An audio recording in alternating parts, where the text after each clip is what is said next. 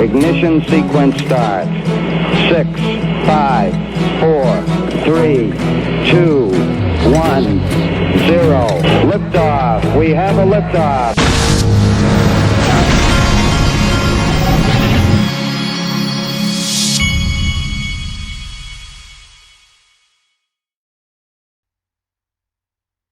Hey everybody, this is the Digital Asset Investor, and I do have my coffee, and I am ready to roll. This first thing that I have here this morning is from Jonathan D. Sent me this Grayscale. Grayscale has said that it raised almost as much in Q1 of 2020 as it did over the entire 2019. That's one thing that's been a theme on this channel from day one, and that is don't ever listen to what these people say when they're trying to say things negative about crypto and digital assets. Follow the money. Watch where the money's going, and those are the real answers. It doesn't matter what these people say. Remember when Jamie Dimon was talking so bad about Bitcoin and everything? Meanwhile, he was building JP Morgan coin. Did he say a word about that while he was talking negatively about Bitcoin? No, he did not. And then he pops up with his own digital asset out of nowhere. Yesterday, I tweeted this, and I wanted to show it to you. Bank of America and Citigroup said that their profits sank more than 40%. J.P. Morgan Chase and Wells Fargo reported even steeper drops. Goldman Sachs' first quarter profit dropped by 46%. Most economists and bank CEOs expect the U.S. to go through a depression, and that's from the AP. That's not me talking, folks. This is something that we really should be focused on, because things could get really tough, and I believe that they will. But I believe, as I've told you, there's always silver linings. In this case, I think one of the silver linings, a major silver lining, is going to be the transition to what people keep referring to as this new world order, but it's really a new digital asset class, and the timing really does wow me, the timing of all this that's going on. Okay. XRP Bart sent me this. This is the liquidity index for BTC markets. XRP AUD 28-day moving average day progress 17% today so far, 13.9 million. All-time high is 12.4 million. So the volumes of XRP are going crazy yet again. This happened a couple of months ago. It was like this major surge, and then it kind of pulled back for a couple of months, and here it is back again. That's roaring back again.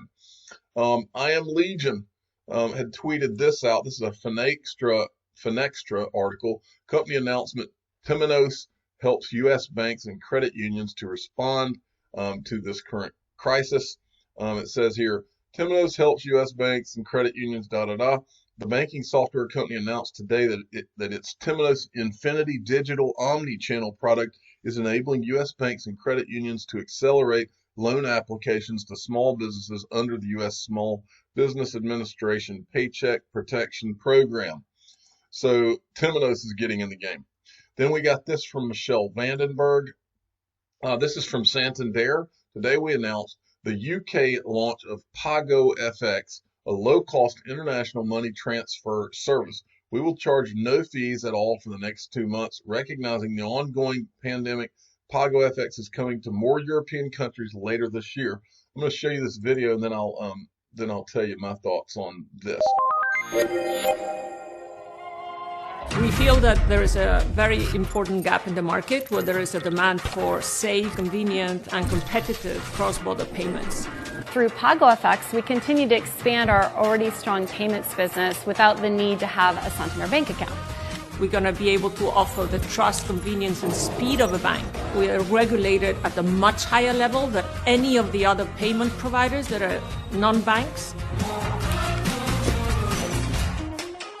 Pago FX will first launch in the UK. You will be able to send money from the UK to 19 countries from the Eurozone: Norway, Sweden, Denmark, Switzerland, Czech Republic, Poland, and to the US. The main benefits of Pago FX are simplicity. You can make payments in 3 clicks. The transparency of the actual payment and fees that are charged. You'll see that all the way through the process. You'll know exactly where your payment is and when it will arrive. and then the security of those payments. Buy Santander is an assurance that our product lives up to the high standards, rigor, regulatory compliance, and customer focus that you would expect from a business created by Santander. It's pronounced Pago and not Pago. Pago means pay in Spanish, and we're a Spanish-founded bank, and also because FX is actually what it does. So it's basically pay in a different currency. That's pretty cool. Now, how does that apply to us? Well, Pago, Santander has the one pay, I think they call it One Pay FX, and that is the platform like this Pago X that is used inside of their bank, so banking customers can use that. That's the one that runs on Ripple.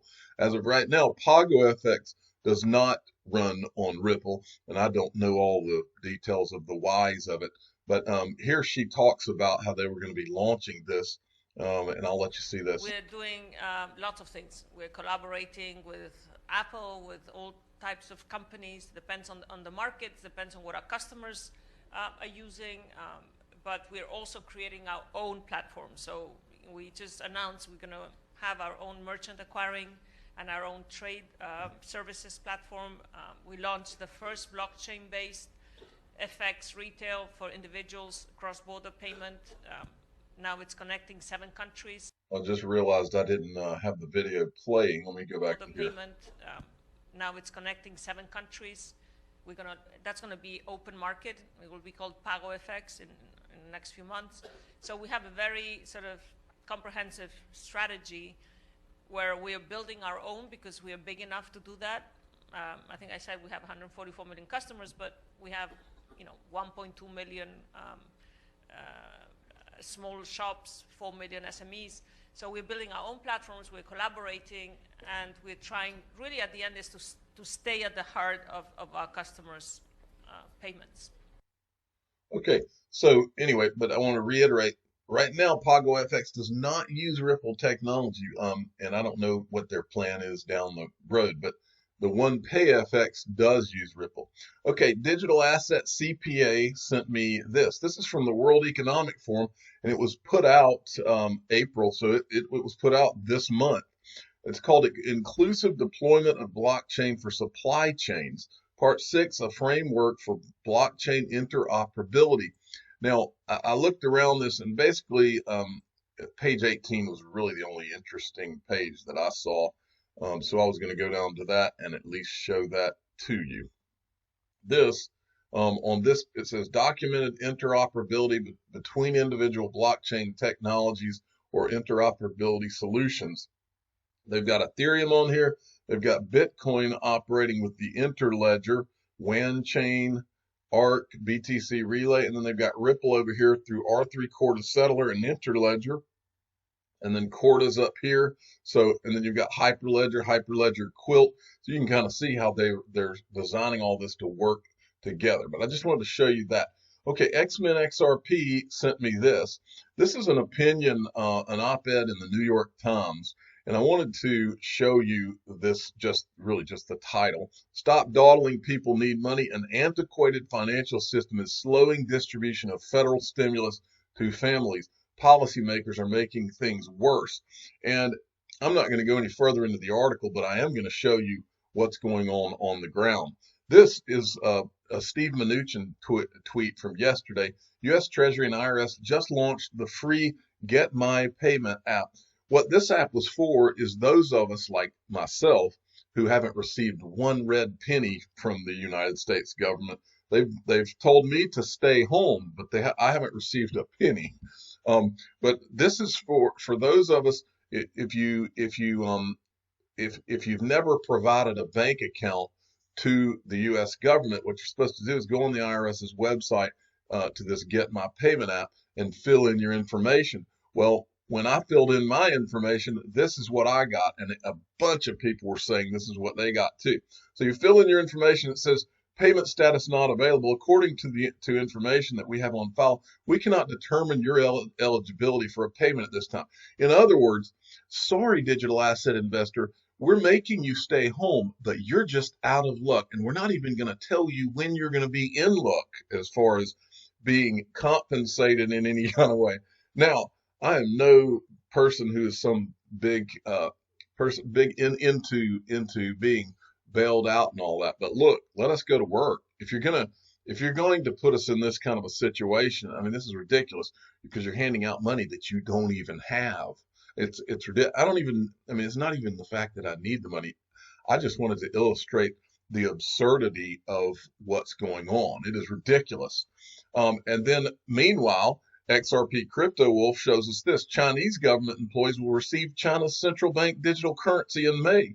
Suzhou government employees will receive 50% of their May transportation subsidies in digital currency. The digital currency will be issued to them by 4 state-owned banks. So the United States is looking quite silly about now. So I thought I'd show you that. Now, Ripple tweeted this out yesterday. They actually tweeted it out. I guess that's in Japanese or Korean, whatever. Ripple is very excited about Korea's rapid growth in recent years and will be able to innovate global remittances with partners from small remittance companies in Korea. And if you look here, this is the article they're tweeting out. RippleNet settlement area base effect cross fee 10%. Ripple joins forces with Korean fintech companies, strengthen overseas market transfer in Asia. And then this is I think this is the girl that works for Ripple, Emi Yoshikawa, I believe. Yeah.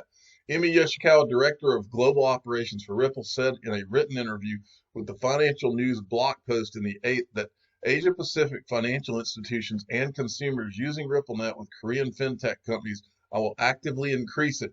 And then down here it says, with offices in Washington, New York, London, Singapore, Dubai, based in San Francisco, Ripple is involved with 300 financial institutions worldwide, such as American Express and Standard Chartered. Yoshikawa, who joined Ripple in 2016, is responsible for managing the joint venture and leading Asian market. Let's see, we'll read this quote and then I'll go. I watched the related fintech companies grow rapidly after the Korean government allowed small overseas remittance business in 2017. Yoshikawa said, with the company joining RippleNet, we were able to expand the target countries of service, including South Korea and South Korea. All right, well, I think you get the point. Now, I wanted to show you this. I was watching a video, like a recent video from Ray Dalio. And before I showed you that video, I want to show you this. Texted into the show on Friday. This is Ray Dalio when he was in, we had David Tepper had texted. This is Ray Dalio when he was at Davos 2020. Into the show on Friday and suggested right now that you have to be in the market full on. And so the question is whether everybody jumps on the train, everybody gets in full on, and then the problem arises that you're talking about. I think that's most likely. But then the question is, when do you jump off the train? But also the question is, what do you jump into when you jump off the train? And the issue is, you can't jump into cash. Cash is trash, okay? Cash is that they're going to, because they're going to print money. What do? You get out. Okay, so cash is not going to. So what do you do? The depreciation of the exchange rate and the printing of money, I think over the next few years is going to be the biggest. If you want to buy gold, you buy Bitcoin? No, there are two purposes of money, a medium of exchange and a storehold of wealth. And Bitcoin is not effective in either of those cases. But also, who's going to do the buying? Central bankers and others. What are they going to hold as reserves? What has been tried and true? Are they going to hold digital Bitcoin? They're going to hold gold. That is a reserve currency, and it's been a reserve currency for 1,000 years. I know this is going to be the headline of gold. I want to emphasize a bit of gold is a diversifier, okay? Yeah, I think he's right about gold, but I also think, and it's not going to be Bitcoin, he's right about that too. But anyway, I just wanted to show you that. I've shown you that before, but just so you know, Ray Dalio runs Bridgewater Associates, one of the largest hedge funds in the world. And he was being interviewed by Bloomberg yesterday, and I want you to see how many times what they're talking about is what the current events are going to affect the economy and the world going forward. And I want you to see how many times he mentions a certain phrase in this. I counted 5 to 7. Adaptation will bring us to a new way of operating, And let's say if you take that decline, that'll be a peak to the trough decline of somewhere in that magnitude. That will get past that, but it'll be a total new world order. The world won't resemble the world that we're used to. It's going to change. Okay, and then let's go to the 27-minute mark. Reflation, in which the value of money will go down and the value of other things that are of a certain nature, certain types of stocks, certain types of other financial assets in certain places in the world, which we can delve into if you want, will be the big beneficiaries. And the world order will change in an important way based on who those beneficiaries are, just like what happened after post-1971, just like what happened after post-1933 when let's Okay, and then again he says it at 32.25 or so. That are going to come in the form of climate change and those types of things. All of those things are important to imagine in imagining the new world order, I think. And there it is again. And then again at the 35. Now remember, this guy was at Davos. He was hanging out with all those people who talk about the new world order, including Brad Garlinghouse. Is not producing the desired outcomes in totality.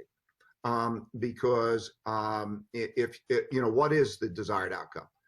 When I was growing up, we created a new world order in 1945. 1945, end of World War. 1945, we created a new dollar-based monetary system. 1945, we began a new world order. And we had the United Nations in New York, and we had the World Bank and the IMF in Washington because it was the American enterprise. And then we had 80% of the world's gold, and we began a process. Now we're heavily in debt, and we are at those kinds of limits. And so how are we going to restructure that world order? So when I look at it, I think in terms of your answer, it depends very much on how we are together. So there he is again. He's laying it out. It's what he's saying sounds awfully similar to what Jim Rickards has been saying. And then one final time that he brings it up once again. Opportunities well. So like investing in education is a great thing. But in any case, yes, how we are going to be with each other when we're creating this new world order is going to be the most important thing. So there you go. You got Ray Dalio. He's a billionaire. He's one of the most powerful people in the world. These guys know that there's a transition that's coming. Now, as far as ties to Ripple, it's very difficult to find any ties between Ray Dalio and Ripple. With Ripple, is shout out to Ripple for funding all the Donors Choose projects in the U.S. last week. And what he's congratulating Ripple on, they had donated $29 million to a nonprofit's founder dared himself to ask. But anyway, this was just when Ripple donated this money, and Dalio is probably, he's probably involved with Donors Choose or something. Here's a quote from Ray Dalio this is apparently a Bitcoin person. It is also a good time to ask what will be the next currency or storehold of wealth to have when most reserve currency central bankers want to devalue their currencies in a fiat currency system. And then Matthew Lyon sent me this. Ripple partner and seed investor SBI Holdings begins use of R3 blockchain for FX trading. It says Ripple's loyal partner in Japan, SBI Holdings, has begun using R3 blockchain technology for foreign exchange margin FX trading. According to a report, this marked the first practical core-to-blockchain application in the country. However, this has been restricted to within the company for now. So it looks like they're like testing this thing. All right. And then Brian Melancholy XRP sent me this. Now, this is pretty interesting right here. I've been talking to you about Craig Phillips, who's on Ripple's board. He also worked for Treasury Secretary Steve Mnuchin. It says here, it says domestic finance for Treasury Secretary Steve Mnuchin, where he oversaw domestic finance. In that capacity, he led policy development for regulatory reform, the financial system under Executive order 13772. And then it was brought to my attention. I've never seen this. This is from the Department of the Treasury, a financial system that creates economic opportunities, non-bank financials, fintech, and innovation. Report to President Donald J. Trump. Executive Order 13772 on core principles for regulating the United States financial system. Stephen T. Mnuchin, Secretary. Craig S. Phillips, Counselor to the Secretary. This was presented to him, and then next thing you know, he goes to Ripple. What do you know? And then I've had a lot of people, they ask me, well, why are you always saying all the money? And why do you always say zero doubt? Well, I didn't come up with these things. Some of these things, originally it came from the video I'm going to play you after this. But first, this is from Ethan, why am I drawing a blank on his last name? I'll think of it in a minute. But anyway, he runs Spring for Ripple. Built on open standards. Spring is built with open source software, and Spring builds upon open networks. A platform. This is a platform for developers. This is a platform for many of you that are here in the room. And what we aim to do is we aim to provide tools, services, and programs to developers to make it easy to build on technologies like XRP and blockchain. And then money. We all like money. When we think about, at Spring, when we think about money, we don't just think about XRP or we don't just think about cryptocurrency. We think about all the money. In fact, we had a hackathon yesterday here in partnership with Blockchain at Berkeley, and our T-shirts actually said, hack all the money. And so I think importantly, if you're thinking about all the money, what does it mean? You have to start with fiat. You can't think about all the money if you're not thinking about fiat. The world operates on fiat. And so Spring is really a platform for thinking about all the money, fiat, and of course, obviously, cryptocurrencies, which have a great role to play in building the Internet of Value. And finally, we think that looking at what's going on with innovation in the blockchain space, there's a lot of tokenization of any asset. There's a lot of new representations of value that in essence look like money as well. And we want Spring to be able to work with all of them. Okay, then there was this one. This is one of my favorites. Money. This is Evan Schwartz from Ripple.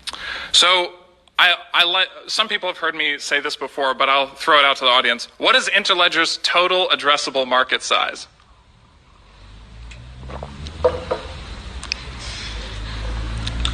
All the money. Nobody wanted. Yes, it's all the money. And where did we hear zero doubt? Well, that was from Miguel Valles, the head of XRP markets. This is from January 5th, 2018. $25 trillion at 1 times 1% probability of success equals 250 billion.